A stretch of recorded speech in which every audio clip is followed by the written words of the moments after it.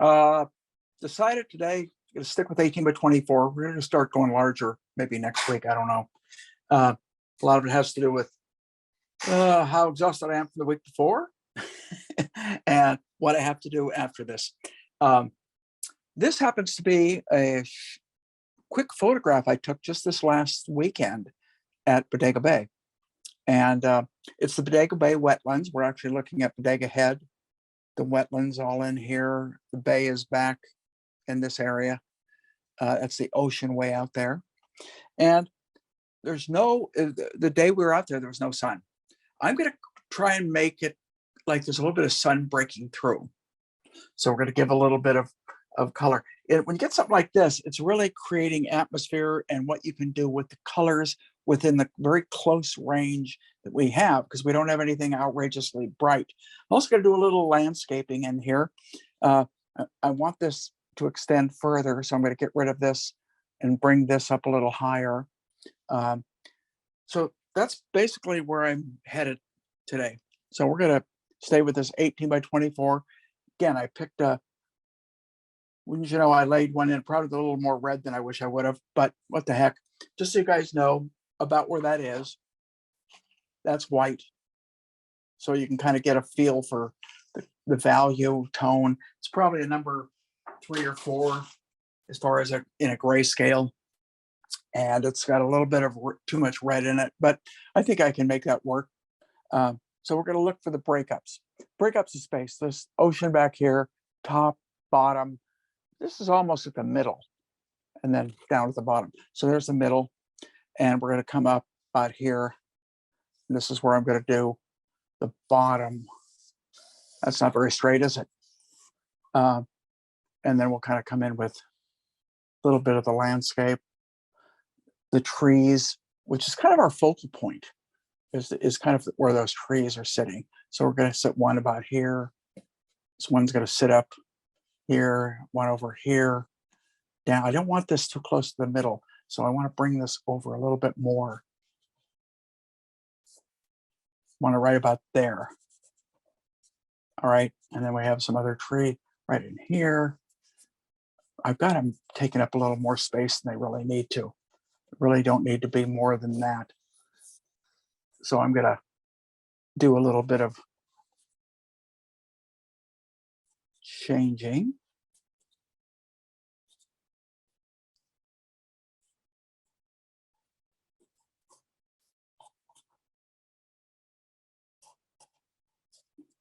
Okay. We have the bottom of this week, the middle. It's about here. Where does this come? Comes a little, I'm going to bring it a little more to the right to balance this break here. I want to balance it with moving that just a little bit design wise. So we're playing with a little bit of design here,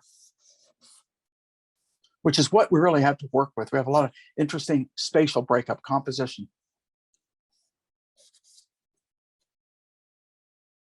Back here, we have a break of land.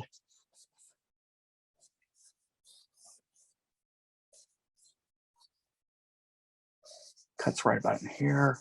And then we got this wonderful little interruption down at the bottom. I really like that.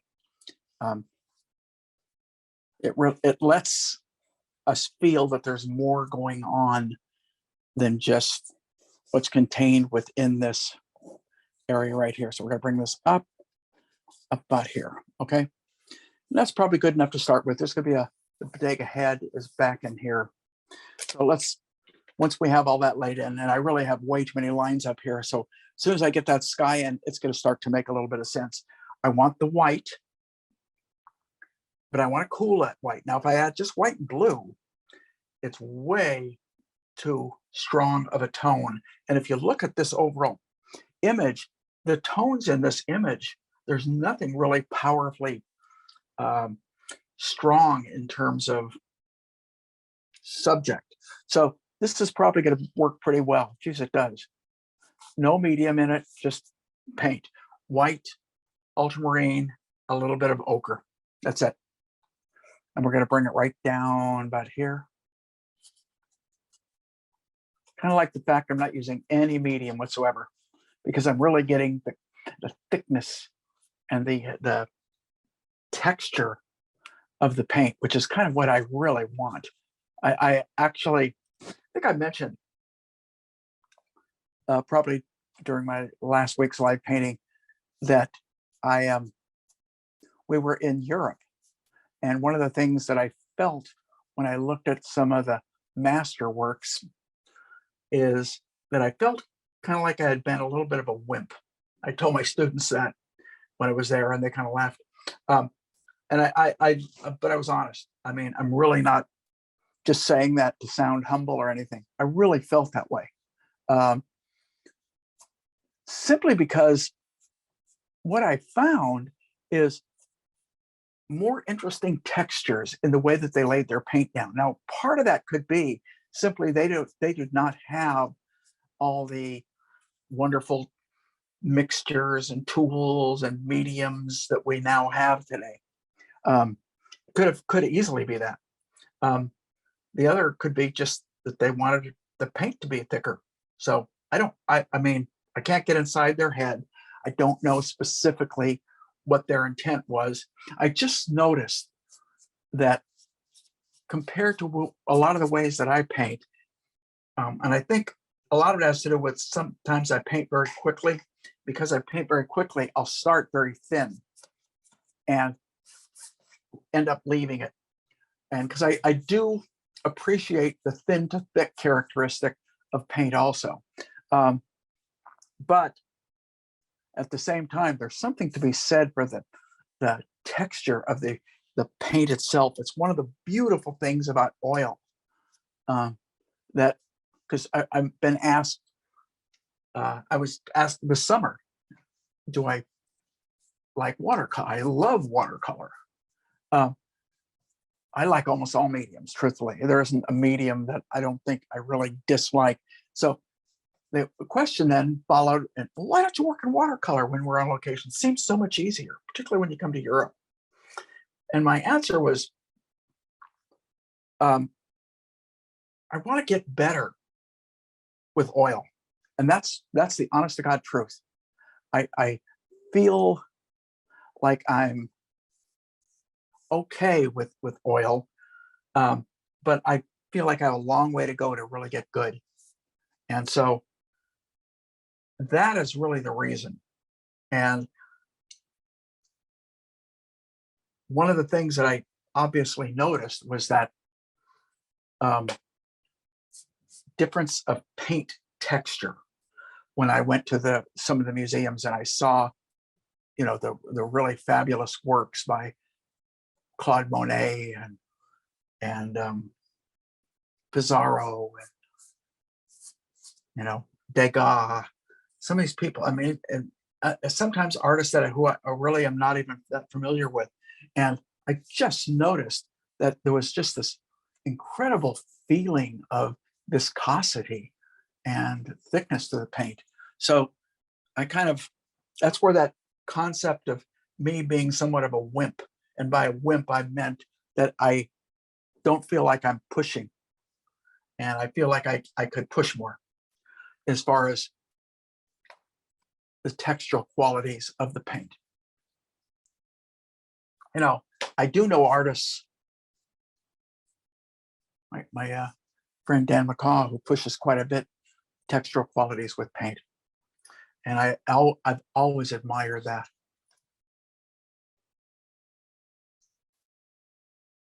Okay, so we got a little bit of Bodega Head in there. Let's get a little bit of the Bay in. And for that, I want to make it a little bit, not quite as much yellow into it. So we're going to take the white, take a little bit of blue.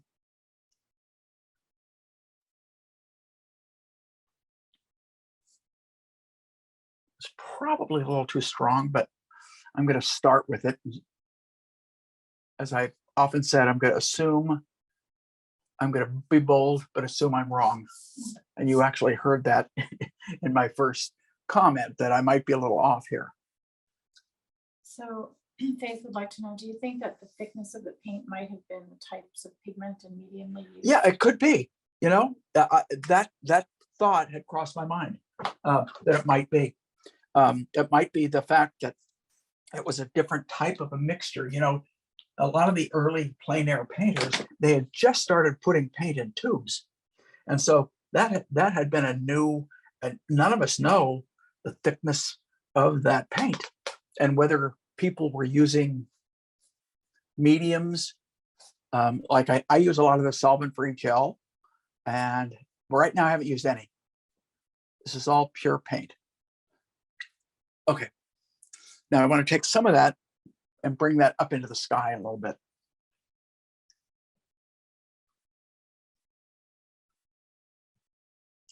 And I'm building texture as I kind of move through these areas. So this looks about right.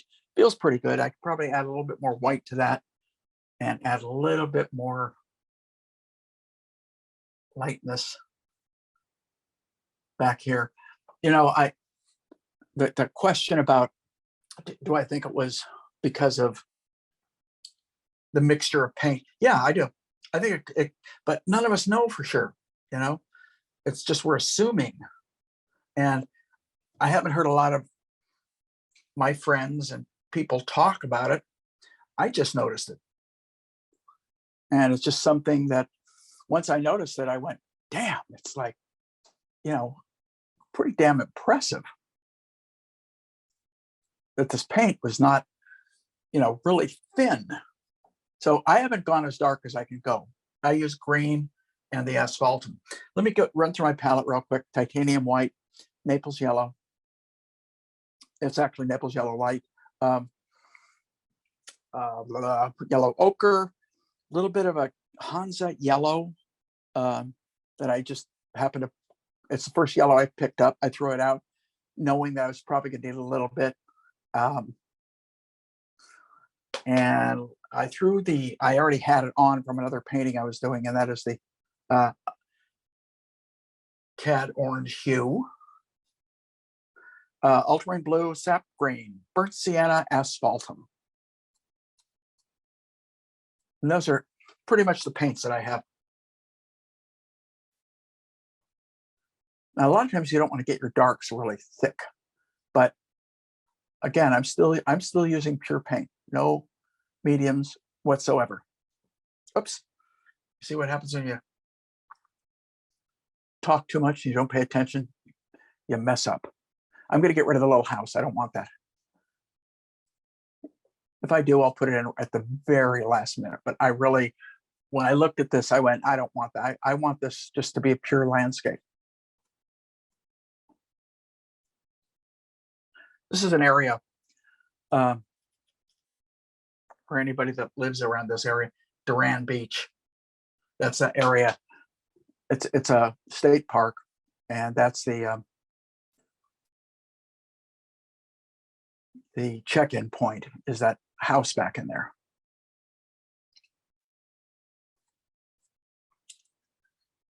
Okay, we just want to get these shapes in, and then I'll go back and because I want to spend a little bit of time later on trying to make these nice. And usually I just leave them alone, but because they're a little bit more of a focal point than usual, I think it's important that I go back with a small brush and kind of clean up edges and do things like that. So, but we'll start with a nice lay-in.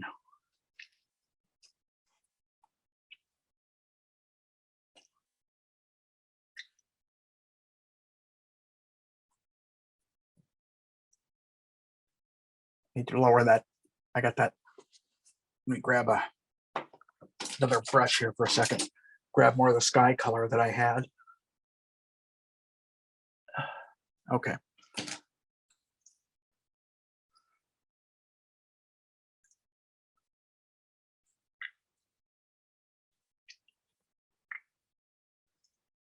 Just need to get enough of this in here so I can, that's pretty good. Now I've condensed this somewhat. It's much longer, but I condensed it mainly because I want this imbalance. All right. So now we're going to kind of come in with a base tone there. Now the darks are almost as dark as that, but if I take the green and add the green and the ochre to the color I was just using, again, pure pigment I'm trying. Not bad. Do I sound like I shocked myself? Surprise yourself. Yeah, I did. A little bit of, I see almost an aura of orange on the edge of that.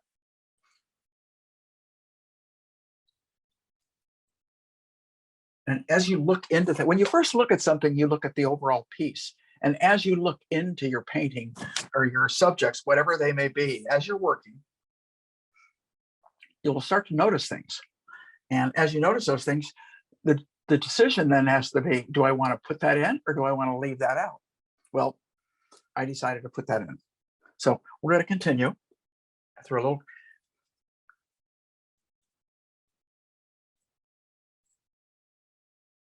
Let's just kind of drag that brush. And if some of that undercolor comes through, so be it. Now, I do want to take that dark that I had, the green and the brown, and bring that down here. Okay. I don't like the little pieces of light I'm getting there, but it's just because I had a residue in the brush.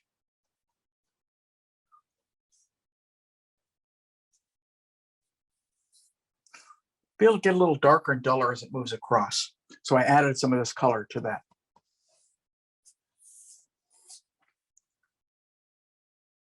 Again, I'm not using, so far I've not used any turf or any medium. It's all paint. A little bit different than some way I start sometimes, but you know what? That's how you learn. You learn through repetition, but you also learn through trying new things.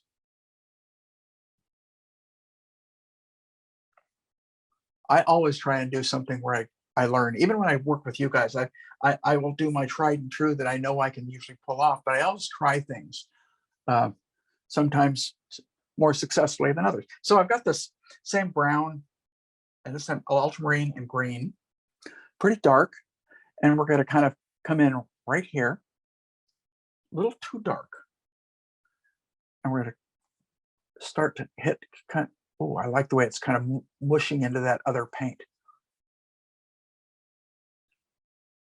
And down here.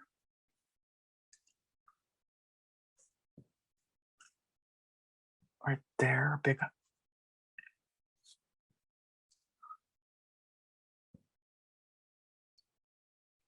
A little bit in between, a little bit here, not much. Do you find it difficult to lay on since you're not using any medium? Yeah, I have to push paint into paint more, and in some respects that works for me.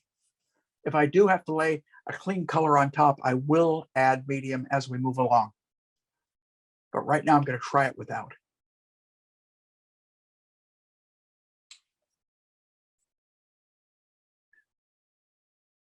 I got to stand back for a second.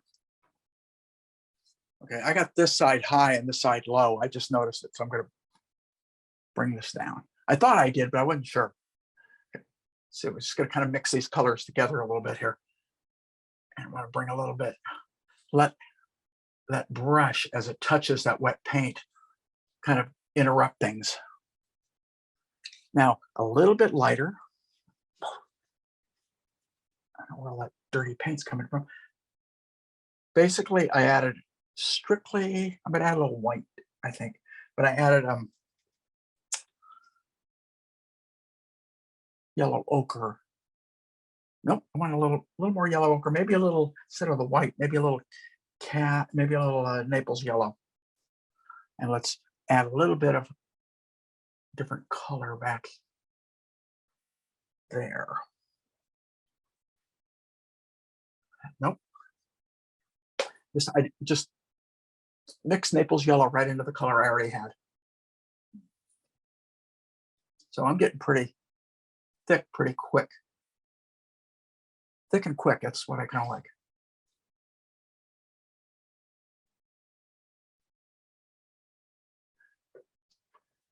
Okay, let's keep moving. Ugly spot right there, huh? What the heck? Let's take a little white to that base green kind of color I was using, and some of the ochre that I was just using, and come in. Whoops, not enough. A little more ochre to it. Yeah, right there.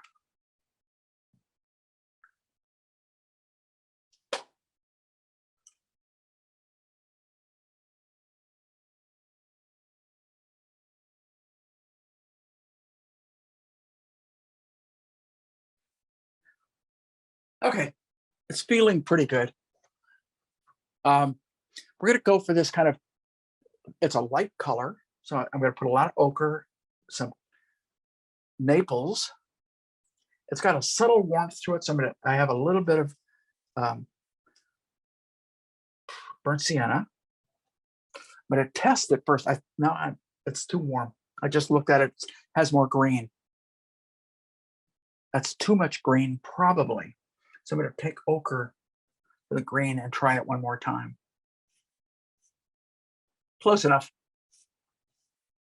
Close enough when you're working quick.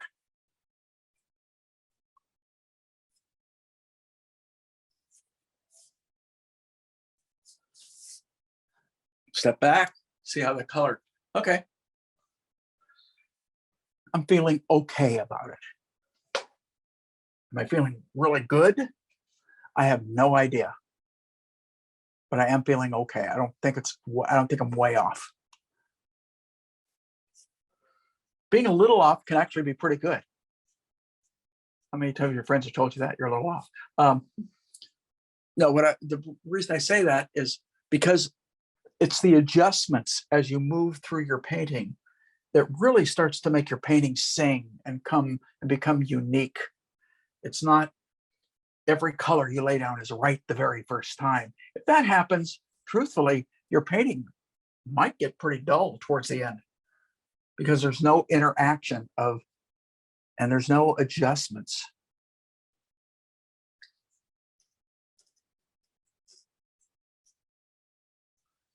I think I learned something by just using the pure medium. I know that when working large, it might be a little bit more difficult, but working at this scale, which is just 18 by 24, it's not really big, really is a nice, I like it. A nice thing to use. I mean, I do have to work harder to get the paint to go down. That it's not like I can just slop a big wash on.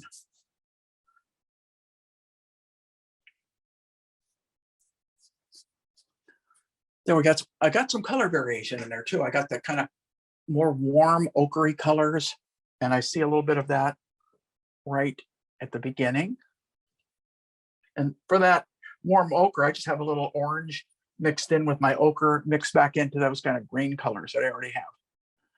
Just gives me, you want variations. You don't want the whole darn thing to look like it's just one flat tone. And that same kind of color, if I look at it, is right, let me see, here, here, here, and a little piece coming right in here.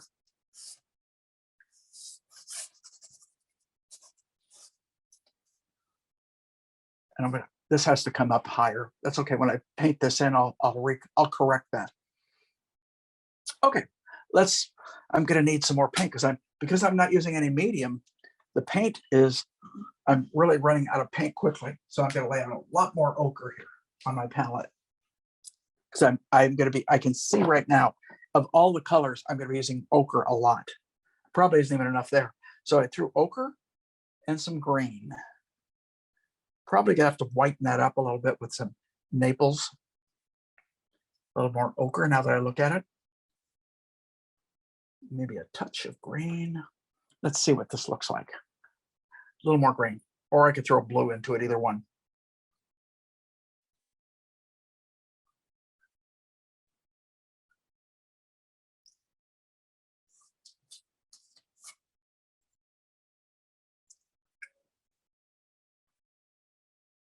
You just want, you still want those values to be right, everybody. So even though I'm being pretty bold with this, I'm really working with the concept of getting that value correct. If I don't have the value correct, no matter how fun and bold that paint is, it's just not going to work. A little darker there. So what I'm doing, I throw a little bit more asphaltum into this paint because asphaltum has got a lot of red in it. By kind of doing a dry brush like that, as I paint back into it, I'm automatically going to mix the asphaltum into the paint. I know that's going to happen, and I want that to happen. I want them to intermingle, so to speak, to become Same on that edge a little bit.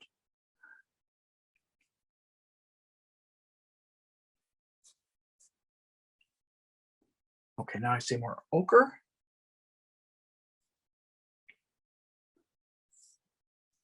More ochre still. That's pure paint. Some green mixed into that. Some of this I'm mixing right on the canvas. So I'm not sitting there carefully mixing out a color. I'm pushing one color into another and getting those to mix together. It's working okay. And by kind of varying my tones, I just step back for 1 second. Believe it or not, I've almost gone through all of the ochre that I just laid out a second ago. But I like what's happening technically. I mean, I like there's a color aspect to it that's working, and I don't know how much you guys can see on camera, but there's also a tactile aspect, which I am striving for. I'm trying to make this more interesting than looking like, what is it? There's a really wonderful article written years and years ago. I read it when I was first teaching at the academy. I was coming on an airplane, and it was an article by an artist back in Cape Cod, I think Lois Graffel, if I'm not mistaken. And one of the things that she said was she felt students didn't lay enough paint out on their palette, and therefore they didn't pick up enough paint. And because they didn't pick up enough paint, basically their paintings ended up looking like stained canvases. And which I thought was great. I mean, I love that concept because teaching at the time, I saw that same thing occurring. And I know a lot of it is literally you're being frugal. No student is outrageously wealthy. I shouldn't say that. Maybe there are some out there. But in general, these are all concerns that we all have as we're painting. So we don't want to kind of waste paint. God knows I don't. Okay, so I've extended this, by the way. So what we're going to do now, I really haven't done a lot of cleaning with my brush. I just keep mixing colors and colors and hoping that I'm getting it right. Let's get that kind of warm. This burnt sienna is actually helping a little bit. I can really go a long way with that. A lot of orange right at one point, right here.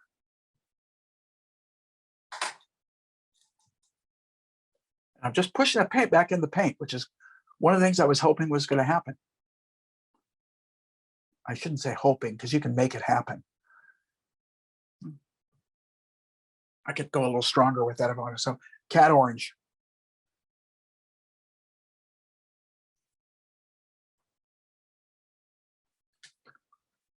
Maybe when we're done, I'll actually bring the camera up and you can see a little bit of the texture of this, because it's much thicker than most of the paintings that I have usually done. And I'm pleased with the results.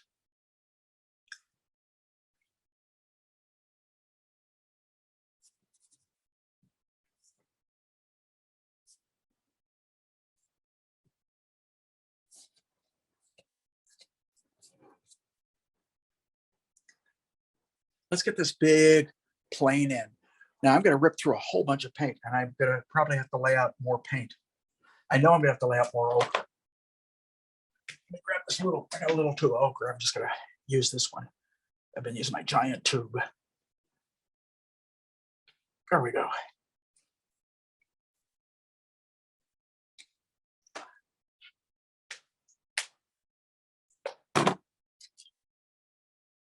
I laid it out right on top of the paint I was using. I didn't even put it on a separate spot because I want to kind of come in. Oh, that's pretty close. Geez. I can come in with a little bit of a plane right there. Okay, a little more green. Probably too much. Got a little bit too trustworthy.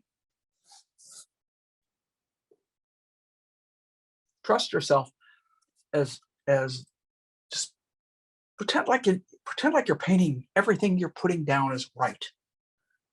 Just kind of reckless abandon. Just put that down like, yep, that's right, that's right. Then sit back and go, well, wasn't as right as I thought, but parts of it will be. That's the point I'm trying to make. It may not all be, but parts of it will be. And it's those parts that you leave. And you just adjust the parts that aren't working.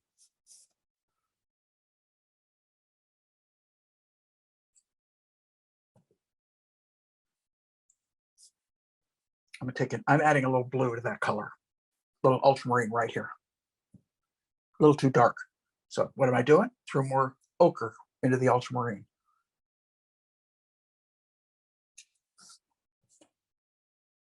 And I'm going to add a little bit of maples because I see it start to get a little lighter right here. That's too much green. So I added more orange. And I'm going to add more rust because I don't want the orange is a little too yellowy. Or I can take a little bit of my alizarin, bring that in right in here because I do see it get warmer.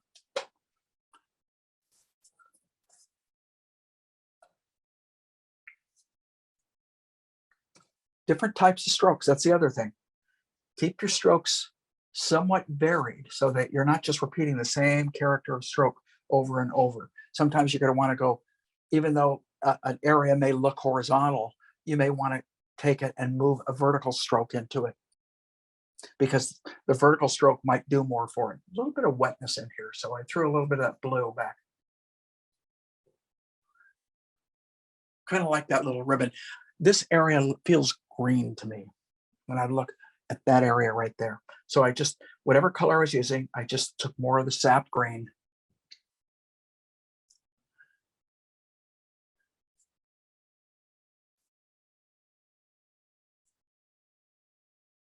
Lot warmer up in here. Really interesting. Really interesting. Beginning to see, because as I look at it, I'm beginning to see more. And as I see more, I want to adjust more. And it's once again, those adjustments are what's going to make this thing interesting. Not staying with just exactly what you put down the first try. Some of that is going to be right. Some of it is not going to be right. Again, you save what's right, you fix what's wrong. That's what I just, in that simple statement, I just pretty much defined what painting pretty much is. Once you establish something down, you leave what's working and you fix what's not working. Now, that's an interesting way of saying it. The biggest problem is understanding that. And that's what takes the years worth of practice and experience to begin to understand when something is working and when something is not working. And there is no fast way of gaining that knowledge other than experience. Would be nice, but I think a lot of us artists that have gone through the experience and have begun to figure some of that stuff out would really be upset if all of a sudden there became a fast way of doing it. Okay. Let's get this in, then we can start in on the water, and then we can worry about refinement. So where are we at? We're just a little over 30 minutes into it, which is okay with me. So I'm going back to my Naples and my ochre. And we're going to put some of that kind of golden feel down. And another plane of it right about in here. And it has a little bit of orange. Just touch a little bit of brown. And then it's got the darker green brown right up in here. A little bit up in here. Let it mix with the colors that are already there. Allow those. One of the things you want to do, you want to allow certain colors to just kind of push themselves into each other.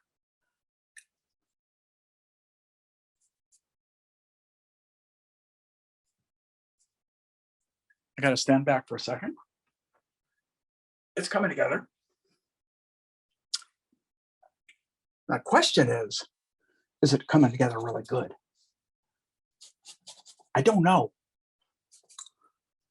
It's got to get further before I can tell you that. Generally, what I find, and I tend to think most painters that I know find, is as you progress,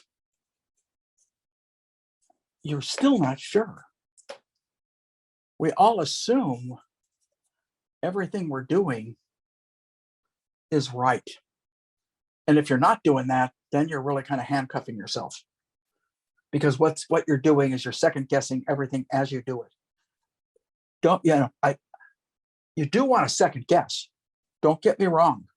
You do want to second guess, but not right at the beginning. So I'm standing back now. That's starting to feel okay. It's just a pure feeling is all it is. Now I was going to do a little bit of this kind of landscape, a little bit of the area behind it, right about in here.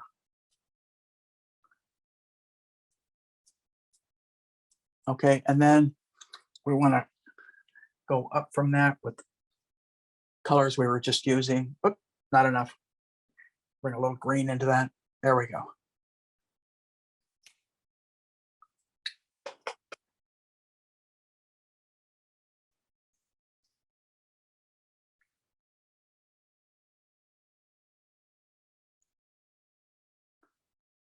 Don't want to overpick it. That's enough. That's enough. I do want to close this down a little bit here. I don't want that all to be water. I want the water to disappear and come back and disappear and come back. And it's got a little bit more golden area, right?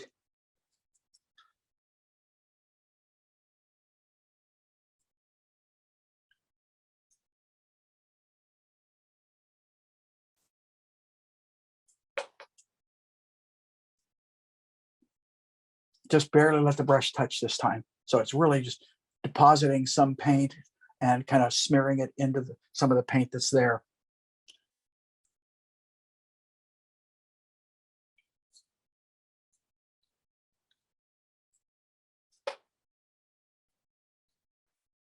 Okay. Don't like that area right there. Isn't that weird that you find an area like that? You say, don't, just, it bothers me. Okay, let's leave it alone. Now let's start to work on some of this color that's in here. I think I've pretty much demolished that rag I was using. I just dipped my brush in turp for the first time to get rid of some of this residual type of crud. So what I want to do is I want to kind of bring the sky color down into the water. So we're going to go back to the white and the blue. I already have the sky kind of mixed off to one side. A little ochre into that. Let's see what we end up with. Nope, a little too green. A little more blue, a little more white. Feels better.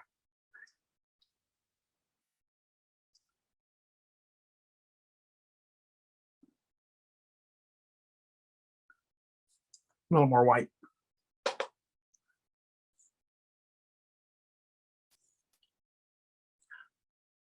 That little more white really helped. I need to add more white. Just it told me that as soon as so I'm going to add a little bit more white to my palette because I've been really ripping through the white and the ochre. And maybe that's one of the reasons that we all don't use a lot of paint a lot of times, is because you end up literally going through it like like water. There's a lot of white paint. Oh, okay. Let's see what I can get out of this now. So we're going to come over right to where that tree is, right there.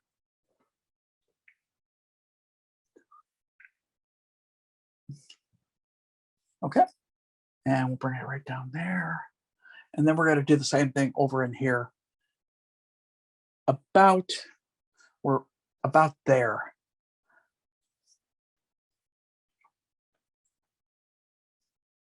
Okay, I could use medium if I wanted to at this point, but I'm holding off because my natural tendency would be to grab medium. So I'm trying to play against my natural tendencies and trust myself a little bit more.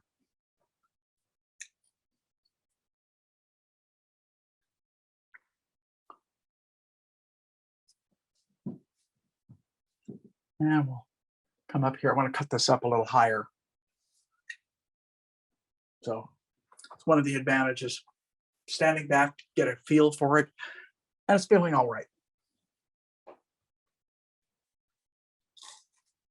Want to get a little bit of inlet right there and bring this up a little higher. And this down a little bit more. We're just shaping things now as we go. Clarifying shapes. Okay. Let's bring it over. There's some green algae, it looks like, which is kind of nice. I like that because a little color flavor to that. So I'm gonna add medium for the very first time. Not a lot, just a little bit to the color, just because I want to be able to lay this paint down. You can see how thick that is on there.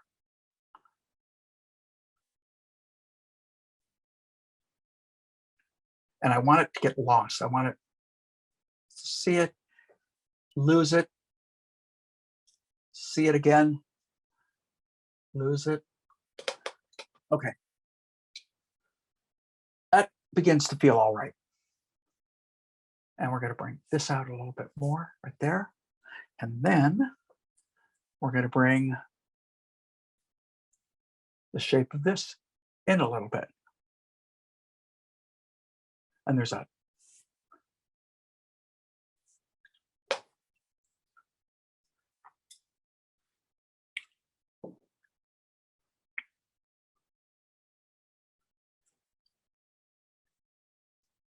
Let's go right there. I'm just constantly picking up that same color I was using. Sometimes I add a little white to it because the reason I add white is a lot of times the more you paint, the more of the color you're painting into you pick up on your brush, and you've got to compensate for that. So it's a little bit of, it goes in, it disappears. Standing back. Okay, I'm getting a rhythm that is, for me, feels like it's working.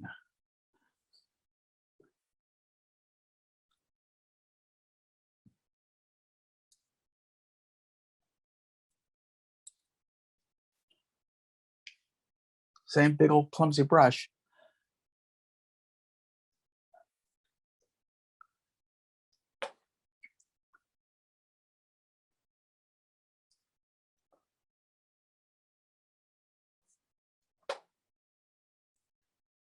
We want it thicker, and we want to lose it. And then we want to begin to pick it up again. And maybe pick it up over in here.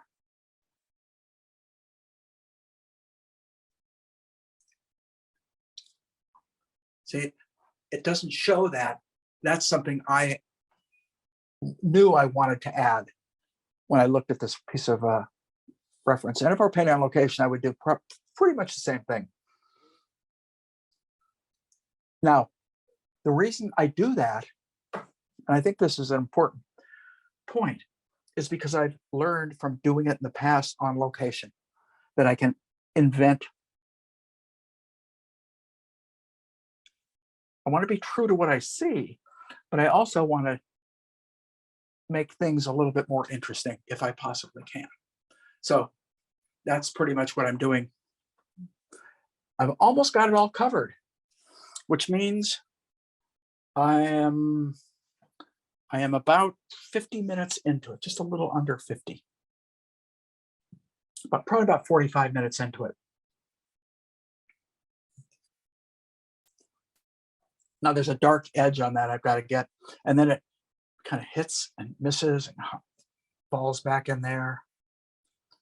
Get a little bit of an inlet right there. Bring a little bit of that blue back into it.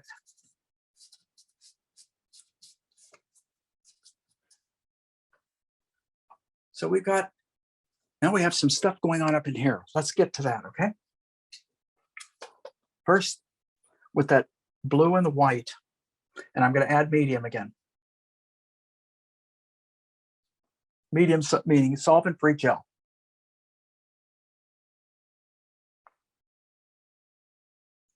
I want to put down a thin stroke, and that's without going to a thin brush.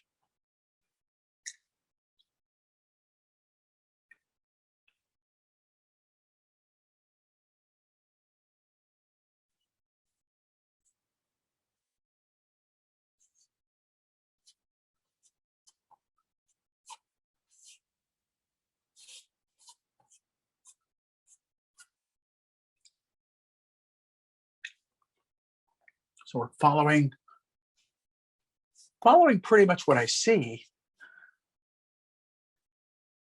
You know, maybe amplifying color, and I really am amplifying the texture, which I'm very happy about, truthfully. It's one of the things that, one of my reasons for picking this is I felt like I could get by with that. I could get by with playing with some of the textural qualities. So we basically have got those lights kind of laid in. Now I'm going to interrupt it with two things. Number one, reflection of the trees in the water that's kind of broken up, moving, and a little bit of the algae. So let's do the algae first, since I'm working light. So green, ochre, maybe a little yellow, and white, or Naples yellow. Not enough. It's got to be pretty light. Let's try this. Maybe a little bit more yellow and green. Let's try it again. That's pretty good.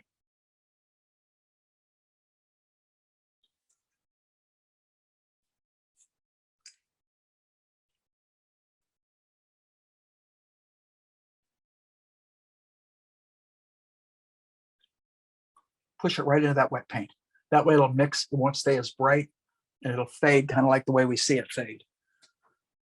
I'm standing back to see how it's feeling. Okay, I got the values right. Hopefully I got the color right.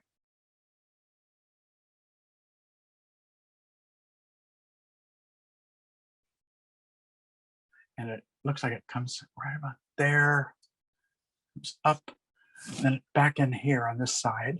Is it?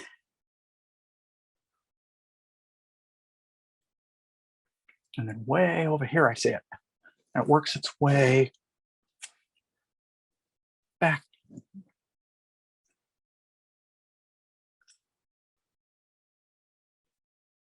Into this area.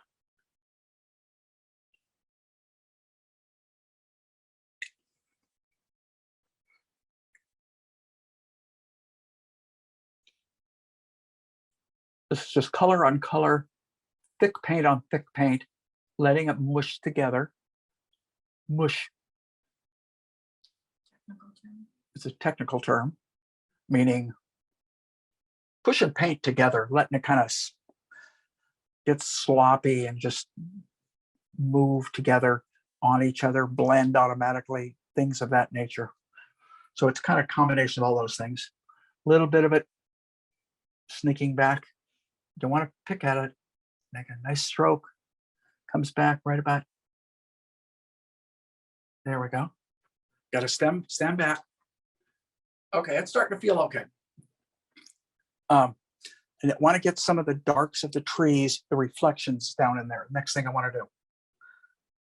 So we're adding green and the brown, pretty much like we had.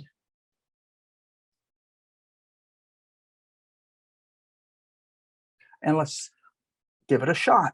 So let's come straight down from here. And I see it there. I see it right about there. And then it kind of fades. It almost gets slightly warm. I'm going to bring a little bit. There we go.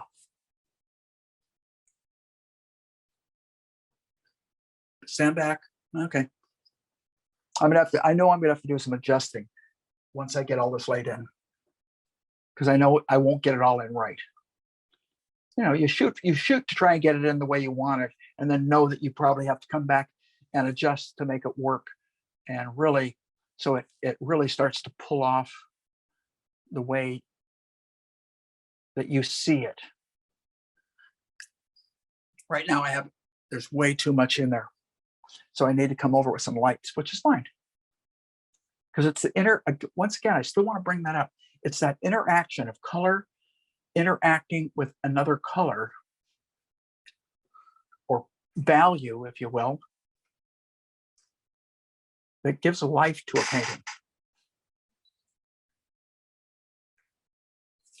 I need to add some warm because it feels like it's going really cold. And some of those darks are pretty warm. There. Now down here, directly down.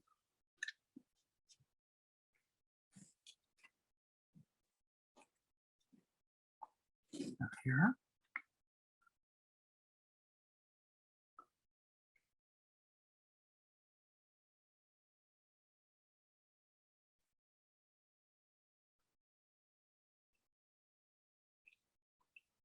Little bit of a interesting, I'm going to make it a little warmer. It brought some cat orange into it, cat orange hue.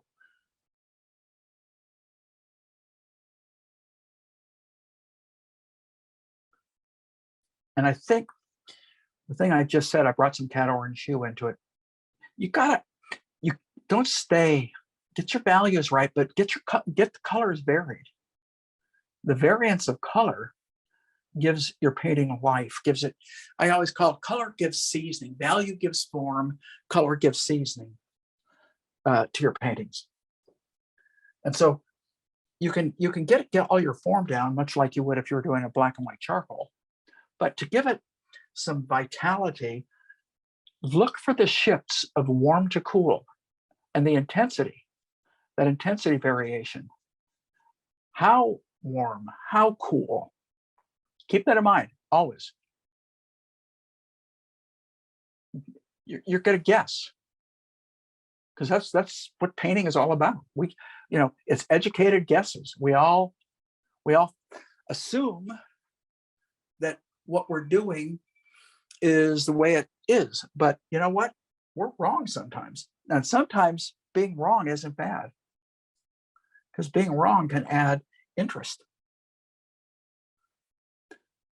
I just read a wonderful quote. I forget who made it. It was Whistler. Whistler wrote, if the artist's intent is depicting 100% of exactly what is in front of him, then by far the photographer is the best artist. I love that. In other words, we're interpreting, we're bringing a little bit of ourselves to it, livening it up, seeing potential. So the thing that particularly a painter does is we see potential in subjects. If it's a model, we see potential. We say, oh, I could really make something great with that model. If it's an interior and we just happen to be in an interior and see gorgeous lighting, we go, oh, I know that if I took that and I decided I really wanted to make some interesting, I could really do something with that. So we are all, not that a photographer doesn't do some of that himself, but a photographer doesn't have quite the freedom, with the exception of using Photoshop.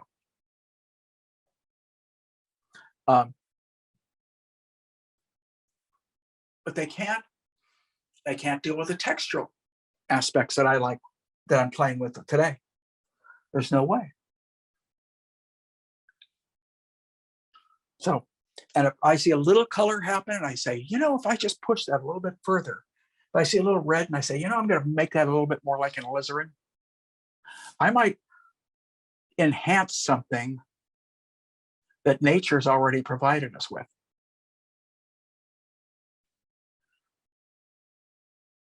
And I do believe that's kind of what we all search for as we're painting. We're not necessarily, I can only speak for myself. I shouldn't say we.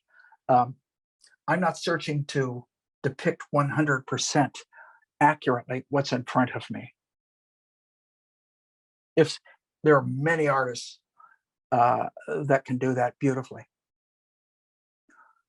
The artists that I've always admired are artists that can take what's in front of them and through value, color, design, all these different types of manipulations, create their vision, our vision.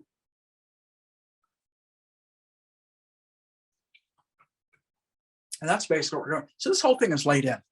That's my feeling. And it's laid in with giving me about a half an hour to make it good now. Okay. So I want to add a little bit of light, a little cool light right there. And I'm going to switch over to, I know it's strange now, I'm going to switch over to a small brush. Not a small brush, but what does we have? This is just like a number 4. And I'm going to take my white, I'm going to take my medium, I'm going to mix it back in with that color I had, the light color of the water, but I'm going whiter. And what I want to do is touch up a few things. Number 1,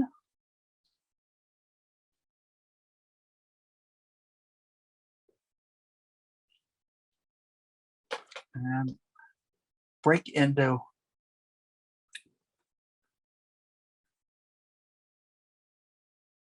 some of these areas that I overpainted.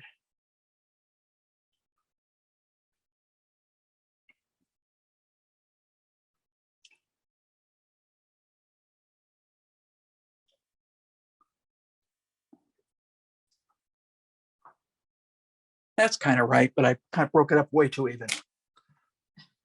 I really did. I broke it up too even for me.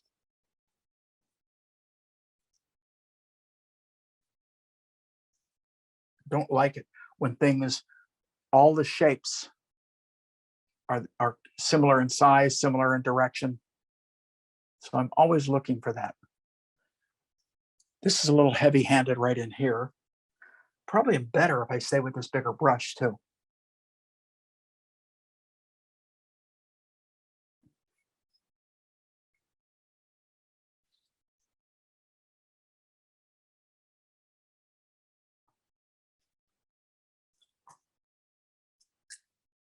Why did I put that bright? Don't want it quite that bright. It's because it was so thick. It was catching light.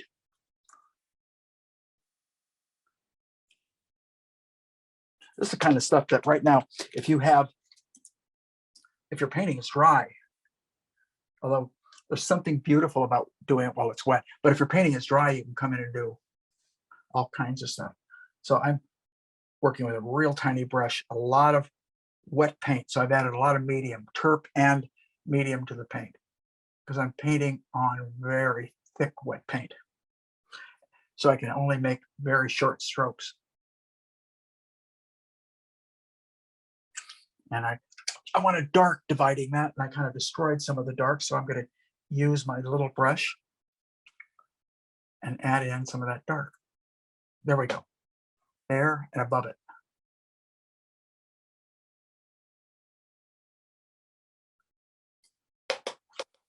And just little touches. It goes such a long way. These little variants.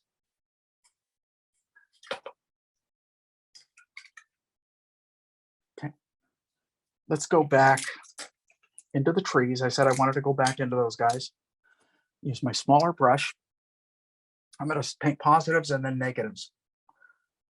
Positives meaning the trees, negatives meaning the sky.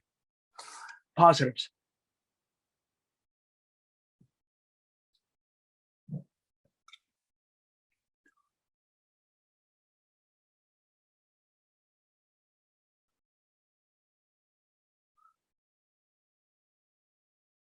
I don't have to paint every tree, by the way. I don't like a tree, you leave it out.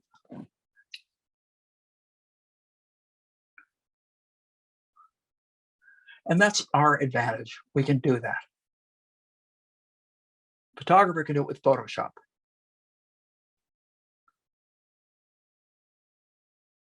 I always figure our paintbrush is Photoshop.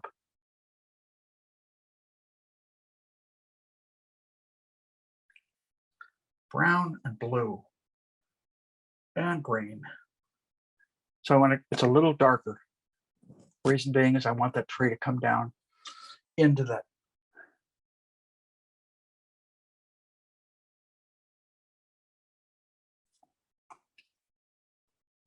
That's better. I just stood back and looked at it. That's how come.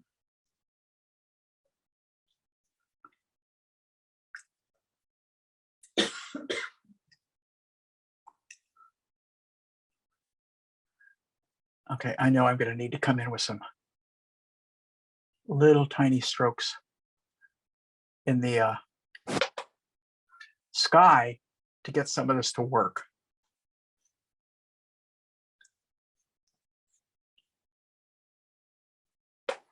Now I'm going to take my little tiny brush here, my little watercolor brush. Go back to my basic sky color, which I kind of have mixed up somewhere along here. I assume this is about right. Now, this is where ideally you want to use a maul stick. I actually have one here on the ground. The reason being, I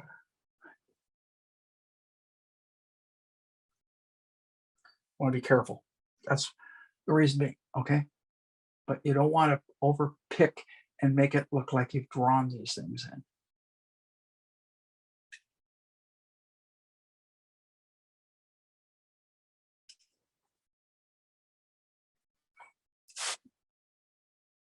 This is the kind of stuff that's relatively boring to watch, you guys. So I apologize. Wish I could tell you a few jokes, art jokes. Don't know any. Or do something a little bit more entertaining during this. But it's the part of painting that is the tedious part. And you don't want the whole painting to be tedious. But for me, to have a spot or two that really starts to sing is really what I'm after. By sing, I mean in terms of refinement. So I've eliminated a tree here, by the way, just so you guys, in case you're wondering, because I condensed the overall grouping of the trees. So get a little bit of the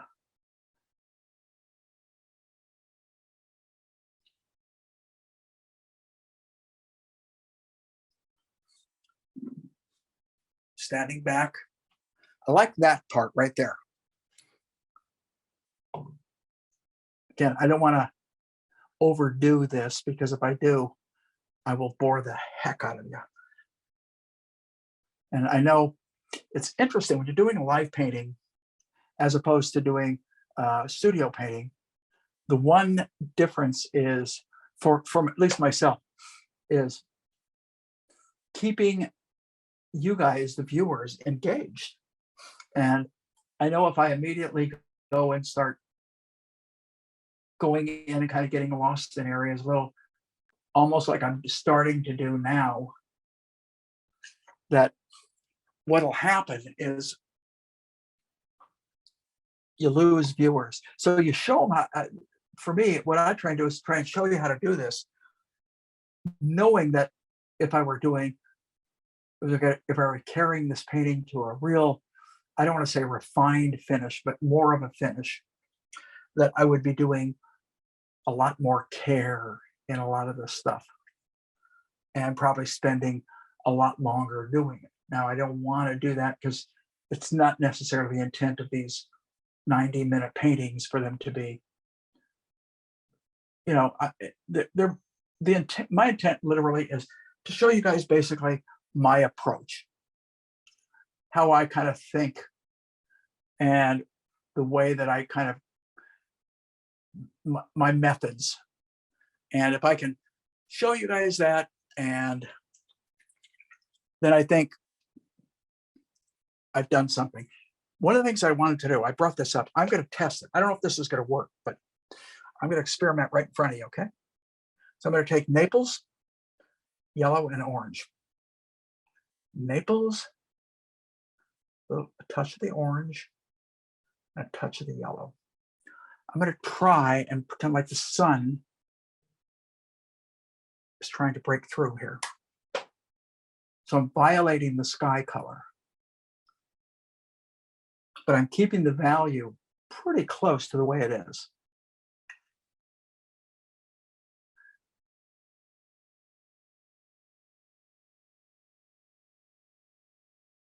This little watercolor brush is what I'm using, by the way.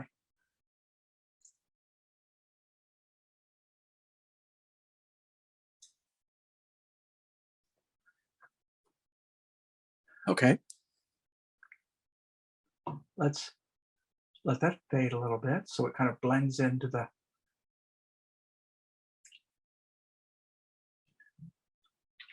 Let's take the same color,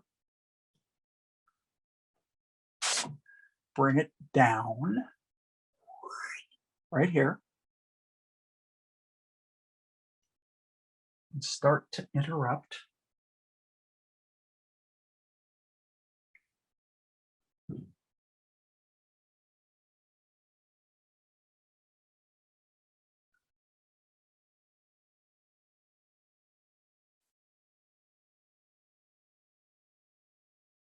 Gotta be careful because I keep picking up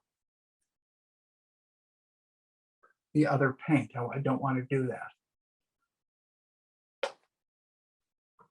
That's starting to work. Now, the question I'm going to ask myself, can I make that go? Can I do more with that? And because I have a little bit of time, I'm going to try to. So I'm going to take a little bit more orange, a little yellow, a little more yellow, a little more yellow. Okay. I don't want to spend all my time mixing. And I guess I need some medium in it.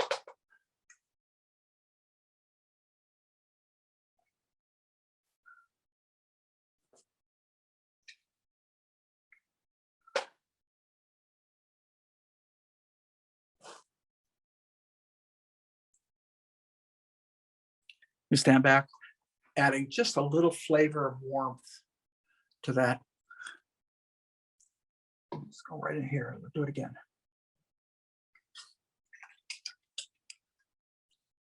All right, now I'm going to take white and yellow, or you can use like a brilliant yellow, which is they have in different things. But if I just take white and yellow and medium, so this should be lighter and brighter than anything I have on my palette.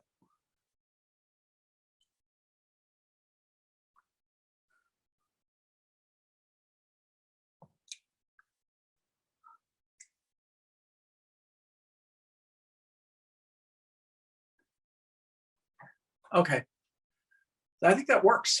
I'm standing back and I'm saying, for all intents and purposes, it works. I'm not going to go a lot further with it. I'm going to see if I can refine other areas. But it did kind of one of the things that I really wanted to kind of get across here. So I'm going to go back with my big brush, and I'm going to start adding some more texture, visual texture, not necessarily physical texture. Visual meaning some of the value changes.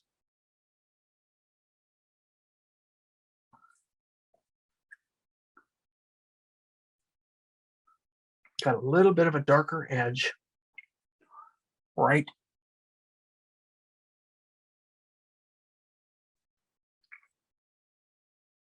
And we're going to get a little bit more movement into those trees.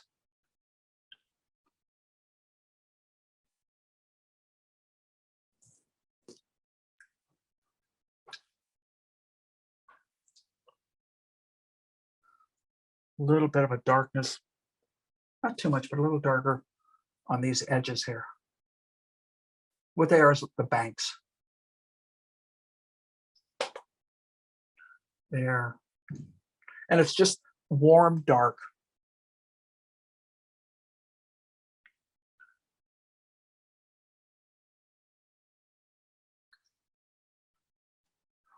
Stepping back. This bothers me a little bit right here, but I'm going to leave it alone. We're going to go on the tops of those trees, or the bushes. And we're going to come down and we're going to try and paint the tops. So if you see, I'm just barely letting that brush touch.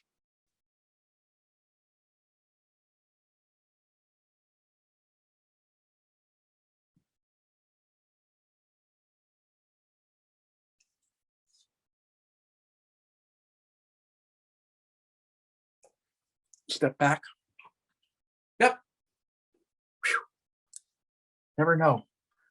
You think it's working, and sometimes you step back, you go, whoa, I went too far with it. Or you step back and you go, I didn't go far enough. You really need to push it further. So it's always a question. And I never know until I get back. And even then, sometimes I look at it a day later and I go, whoops, could really hold back on that a little more, or I could really push that a little further. That goes back, to a question that comes up quite often. How do you know when a painting is finished? The wise ass answer is you don't, but I won't give you that. A painting is finished when you say it's finished so much. So, that's the easiest answer. But in essence, literally, it has more to do with you looking at the painting over a period of time and deciding if anything bothers you. If you can't find something that bothers you, then for all intents and purposes, but I mean, how much time do you need to give it for that to find that out? I usually say a couple weeks, but I've gone back to paintings a year later that I happen to still have in my house and realized that, my God, why did I leave it like that? I don't know what I was thinking. And I think part of it is your taste changes to a degree. You maybe mature a little bit. You see it differently. You see it as if someone is looking at it for the first time because you haven't seen it for so long. And all of a sudden you see all the flaws that you didn't see, that you didn't see. We're looking for problems. I don't know any painter that is stepping back to look at their painting strictly to admire it. Generally, we're looking to see if anything jumps out at us and bothers us. And if it does, then we want to fix that. We want to change that. And so this just bothered me, by the way. This water seemed too thick here. So I brought the land in, thinned it out. That feels a lot better to me. But generally speaking, that's what's happening to all of us, is we're constantly evaluating what we're doing. And we're not always that happy with it. Sometimes it's like, oh my God, what was I doing? Why did I do that? I need to fix that. All right, if that's the case, your painting's not done. It's that simple. So as to whether you're painting, how do you know when your painting is done? When nothing bothers you about it anymore. When really you can't see anything you need to do. Sometimes we will begin to think that we need to do some things. And find out later that we really don't need to.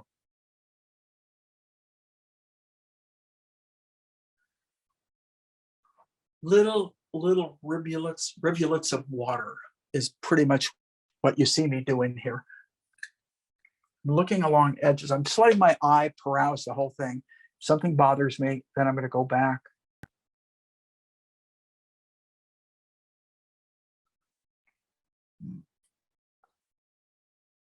And try and deal with it. Didn't finish that statement, did I?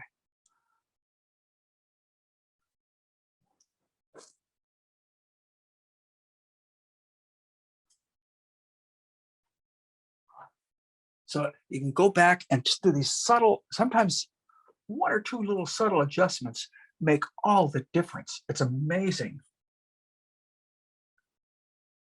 And there are times I've gone too far.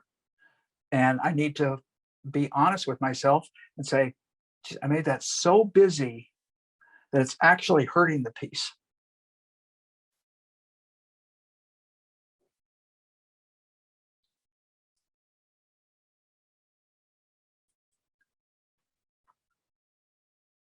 Right there, I see a light coming in, so I want to bring a light in there. I'm standing back, I'm kind of blurring my eyes to a degree as I look at the piece, because sometimes a value, usually it's not color, but a value will jump out at you. If you step back and you kind of blur your eyes a little bit, and you all of a sudden see something you didn't see because you were in such clear-cut focus, you were looking at specific elements.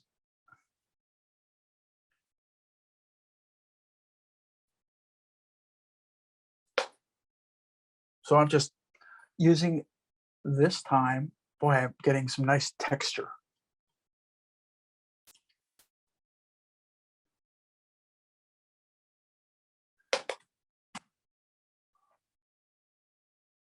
It's starting to work. Some of the little color nuances from the background that are accidentally coming through are actually working for me. It isn't always the case, but because the value is close enough, sometimes they'll add a little vitality, so to speak.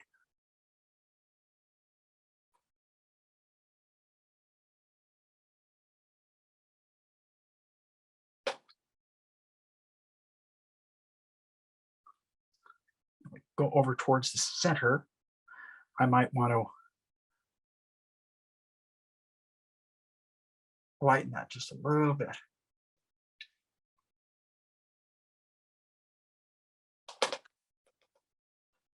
And you can do that to accentuate the trees. You can do that for a variety of reasons. My primary reason for doing something like that is just to take it away from the whole piece looking too undone and mundane, so to speak. So everyone's going to have their own reasons for adding or taking away things.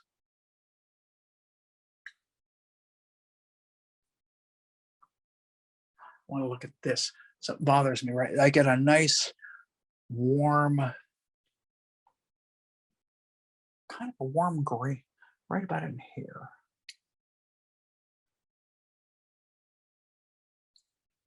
I'm using one of these nice little long bristle filbert or eggbird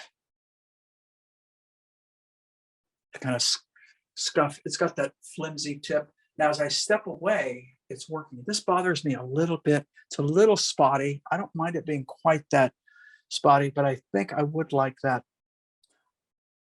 bank up here to be a little bit more clearly defined. And I see warmth in it, so I'm going to bring some. There we go. I brought burnt sienna for my warmth. So it feels like it's kind of disappearing behind. It almost feels now, and I don't know whether this was happening, but this goes back, cuts in here. Cuts in here. Now this bank, because it's up close, and there's a weed in front of it. I'm not going to put that in. It's too picky, but I do want to get a little bit of that reflection. I'll show you what we did. We kind of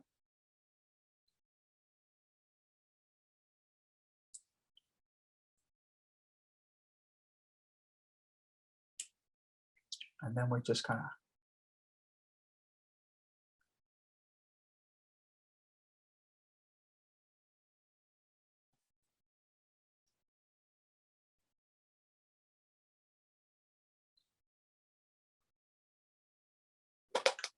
a little bit of that reflection back in the water.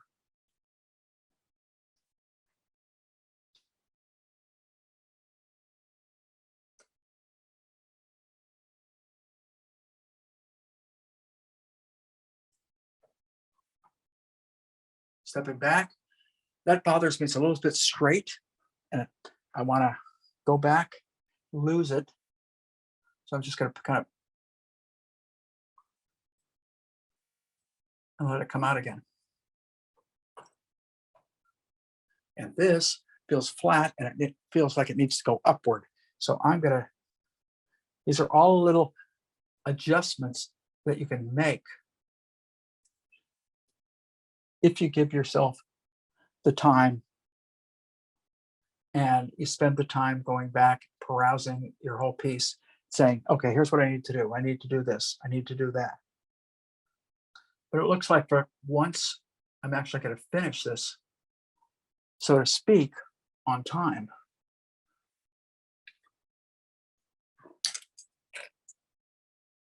And I think probably one of the reasons that is because this was not as involved in some of the other pieces, and I could deal more with characteristics, textures, color variation. So I was able to get a little bit more into that part of the painting and not just struggling to get all the imagery up in front of you as much as we could. Now, I think I've enhanced it with that feeling of the sun trying to break through. That was truthfully, that was my intent right from the outset, was to get that real bright sky and hold back on that enough. I'm going to fix this a little bit. I want to get a little bit more. There we go.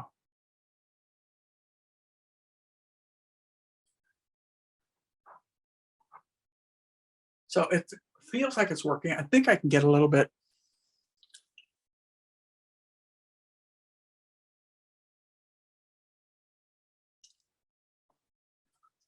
Adding more white. And I know I do want to bring this camera in a little closer, as you can kind of see what I'm talking about when I really referred to the tactile quality of the paint.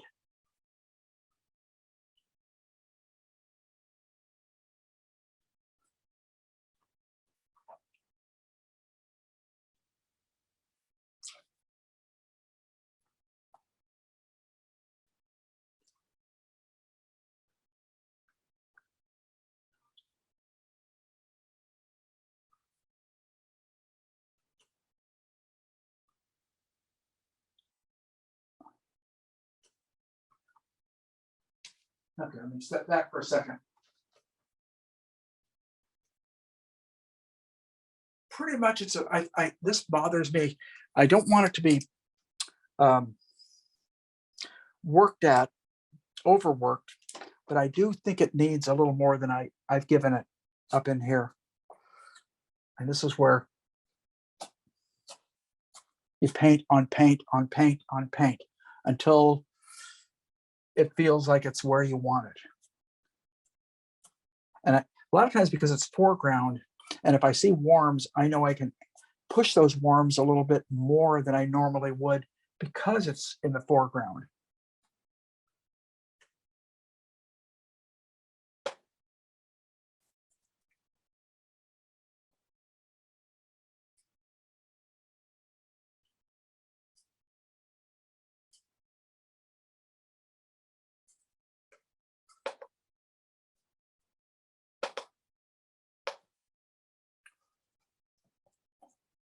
kind of a fun painting to do, just because of the thickness of the paint. Now, when I stand back, I feel like I can change some of the color up in here, get a little bit more of a blue. Now I could do what I'm just telling you now.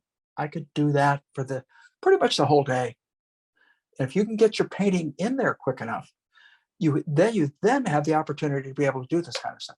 If, on the other hand, you don't get your painting in there quick enough, you're basically just struggling to get your everything painted, everything in the painting. So, because I pushed quite a bit in the beginning, I've given myself a little bit of a luxury of being able to kind of go back and look for things. I probably wouldn't have been able to do that had I not kind of jumped on things right at the beginning and really gotten them moving along, so to speak.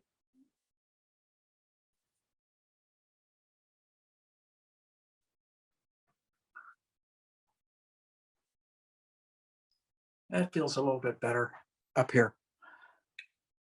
I say a little bit.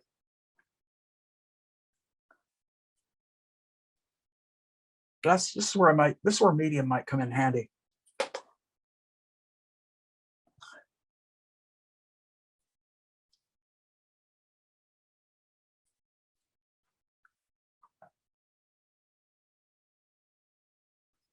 Okay, I think we're just about there. I'm going to do a couple little touch-ups, and then we're going to bring that camera in nice and close so you guys can see some of the textural qualities, because it is a little bit different than a lot of the paintings that I've done tactile wise. And I think what happened is this often happens. It should happen to everybody, but my trip to some of the museums in Europe paid off.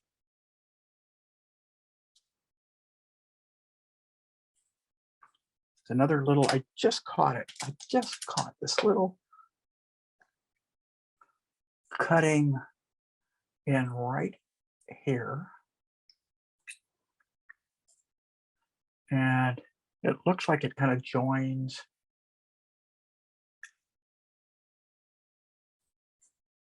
There we go. Another thing, this is these wetlands, so it's kind of marshy. And if it's low tide, and I think this was low tide, if I'm not mistaken, the day we were walking out there, it was the tide was really low. And the reason I mention that is you could really see it on the bay.